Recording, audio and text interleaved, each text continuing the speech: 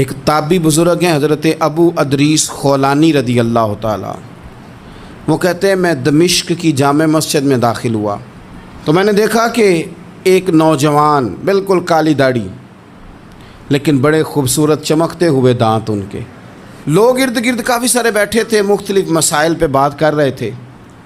جب لوگ الجھ جاتے نا اور کسی مسئلے میں ان سے کام آگے نہ بڑھ پاتا تو وہ پھر اس نوجوان کی طرف رجوع کرتے اور وہ جوان دو چار باتوں میں فوراً مسئلہ حل کر دیتے۔ کہتے میں نے ایک شخص سے پوچھا یہ کون ہے اتنی نورانی شخصیت؟ تو کہتے ہیں مجھ سے کہنے لگے آپ نہیں جانتے، یہ تو صحابی رسول حضرت معاذ ابن جبل رضی اللہ تعالیٰ، یہ تو نبی پاک صلی اللہ علیہ وسلم کے صحابی حضرت معاذ بن جبل ہیں۔ کہتے ہیں میری طبیعت نہ لگ گئی ان کے ساتھ، میرا ان کے ساتھ دل کا لگاؤ ہو گیا، محبت ہو گئی، شوق ہو گیا۔ ہم نے چونکہ اولیاء کو، صوفیاء کو، صحابہ کو، اہل بیت کو اس طرح لوگوں کے سامنے پیش نہیں کیا، اس لیے ہمارے بچوں نے آئیڈیل بنایا ہے نئے دور کے فیشن کو۔